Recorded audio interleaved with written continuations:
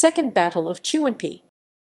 The Second Battle of Chuenpi Chinese, Dai or Sai Chuan by Zhai Zhan was fought between British and Chinese forces in the Pearl River Delta, Guangdong Province, China, on 7 January 1841 during the First Opium War. The British launched an amphibious attack at the Humen Strait Bogue, capturing the forts on the islands of Chuenpi and Taikoktow. Subsequent negotiations between British Plenipotentiary Charles Elliot and Chinese Imperial Commissioner Qishan resulted in the Convention of Chuenpi on 20 January.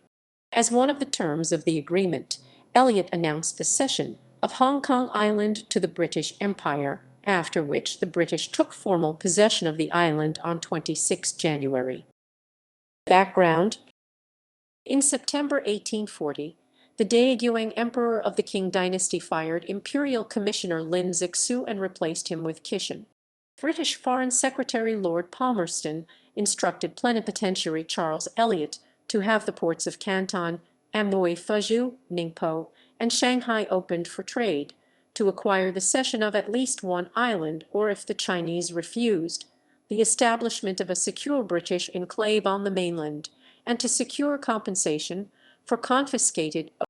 On 1 December, Elliot wrote to Palmerston that these demands would be secured within 10 days. 3 days after the deadline, Elliot wrote to Governor-General of India Lord Auckland that he had failed to get the concessions, but one was still in prospect. He then conceded that any settlement would be far short of the demands of the government.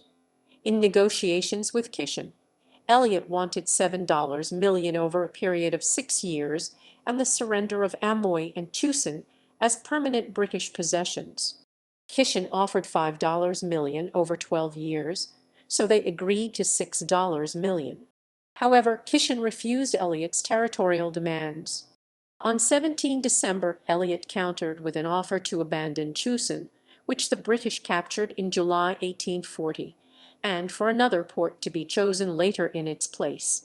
After Qishan rejected the offer, Elliot told him, "There are very large forces collected here, and delays must breed amongst them a very great impatience." The year passed with no final settlements. An opium clipper that subsequently sailed into Canton brought with it a rumor that the emperor had decided to wage war. On 5 January 1841, Elliot prepared for an attack on Canton, informing Qishan that an attack would commence in 2 days if agreement could not be reached. He allowed Commodore Gordon Bremer, commander-in-chief of the British forces, to make offensive operations. Battle. British operations began at 8:00 am on 7 January from Sampanchow Island.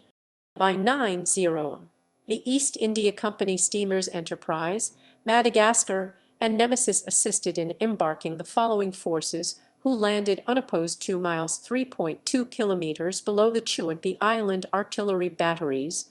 5 were Royal Marines under Captain Samuel Ellis, 33 Royal Artillery under Captain J. Knowles, operating a 24-pounder howitzer, and 2 6-pounder field guns, 137 seamen from the Wellesley, Blenheim, and Melville under Lieutenant Wilson, 104 troops of the 26th and 49th Regiments under Major Johnstone, 607 troops of the 37th Madras Native Infantry under Captain Duff, 76 Bengal Volunteers under Captain Bolton. An additional 30 seamen assisted in dragging the 24-pounder and 2 6-pounders into position, and 15 sailors from the Blenheim were employed in the rocket and ammunition service. Major Thomas Pratt of the 26th Regiment commanded the land force of about 1,500 men. After advancing 1.5 miles (2.4 kilometers), the British spotted the upper fort and an entrenchment comprising a deep ditch with surrounding breastwork. The Chinese cheered when they saw the British, waved their flags in defiance, and opened fire from the batteries. In response, the British cannons on the crest of the hill commenced firing. The Chinese then returned fire for about 20 minutes. The steamers Queen and Nemesis, under Captain Edward Belcher of the Sulphur, fired shells into the upper fort, while the Calliope, Hyacinth, and Lawrence ships under Captain Thomas Herbert attacked the lower fort. In less than an hour, the combined bombardment silenced the Chinese batteries. By 10:00 am, the upper fort had been captured, and the lower fort surrounded and stormed by Royal Marines. After the capture, the Nemesis attacked a fleet of about 15 war junks under Admiral Guangdong in Anson's Bay. The junks mounted 7 to 11 guns of various caliber from 4 to 12-pounders. The ship fired a Congreve rocket that struck a junk near the Admiral, which a British officer described as follows: "The very first rocket fired from the Nemesis was seen to enter the large junk, then almost the instant afterwards it blew up with a terrific explosion, launching into eternity every soul on board, and pouring forth its blaze like the mighty rush of fire from a volcano." The instantaneous destruction of the huge body seemed appalling to both sides engaged. The smoke and flame and thunder of the explosion, with the broken fragments falling round, and even portions of dissevered bodies scattering as they fell, were enough to strike with awe, if not fear, the stoutest heart that looked upon it. At about 11:30 am, the Chinese on board the junks hauled down their flags. At noon 2 cutters of the Nemesis sailed towards Admiral Guan's junk, described by an officer as immensely large and mounting 14 or 15 guns, some of them brass and beautifully chased. They found only one man on board who, after seeing the crew board the ship, jumped over the bow. Meanwhile, Captain James Scott of the Samarang commanded the attack on Taikoktow Island west of Chuenpi. When the forts began firing on the British vessels at 10:20 am, the Samarang returned fire 10 minutes later after anchoring 200 yards, 180 meters away. The Modest, Druid, and Columbine later anchored in succession. Scott reported that in a few minutes, so destructive and well-directed was the fire of our ships, that of the enemy was silenced, with the exception of an occasional gun or two. At 11:20 am, the ships embarked their crewmen to storm the forts, where the Chinese remained inside until driven out. The Chinese could not withstand the onslaught of British muskets during hand-to-hand combat. After capturing the forts, the Chinese guns were spiked and thrown into the river. In total 38 British were wounded, many from an explosion of an extensive magazine after capturing the Chuenpi fort. Commodore Bremer credited the Chinese for fighting with the greatest credit and devotion in the batteries, and reported their losses at 500 to 600 out of a force of 2,000 men. Chinese records indicate 744 casualties, 277 killed and 467 wounded. The high Chinese casualties were due to the impression they had that British troops would give no quarter. 100 Chinese prisoners who laid down their arms were released the next day. 11 junks were destroyed and 191 artillery pieces were captured. According to King scholar Wei Yuan, Quan sent Rear Admiral Lai Ting-yu to Canton to request more troops, which the whole official body supported except Qishan, who spent the night writing peace proposals. Aftermath. Elliot sent a Chinese prisoner to Quan with a letter explaining the usages of civilized warfare, and that if the forts did not hoist their colors the following day, they would not be attacked. At 11:30 am on 8 January, British ships led by the Blenheim sailed up the Bogue Tigris.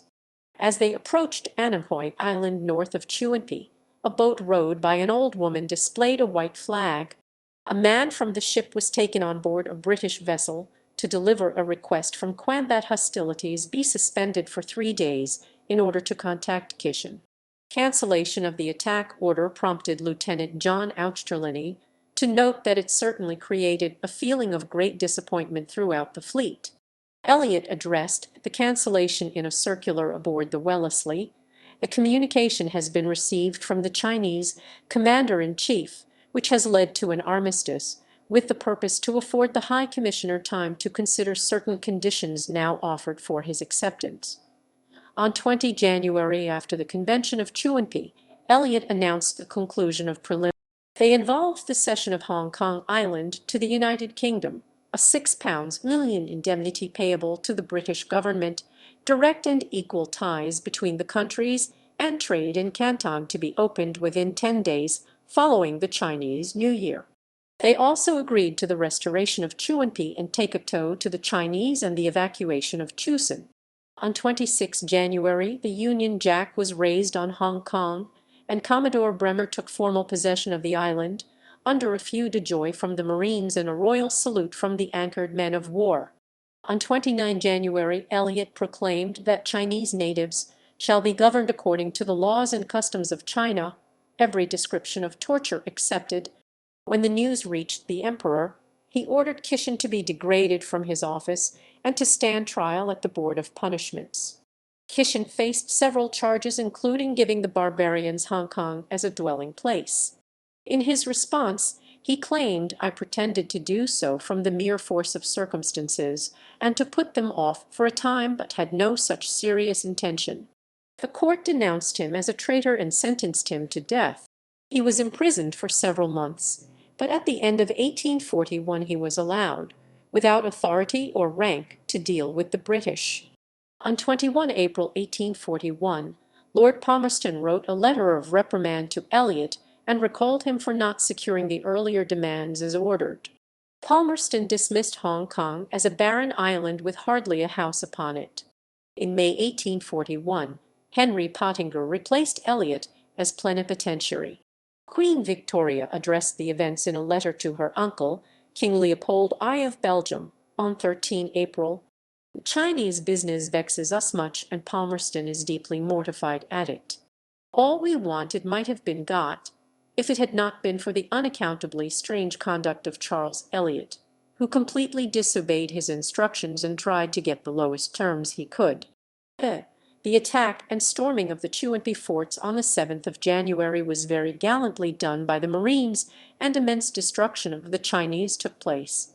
The accounts of the cruelty of the Chinese to one another are horrible. Albert is so much amused at my having got the island of Hong Kong, and we think Victoria ought to be called Princess of Hong Kong in addition to Princess Royal.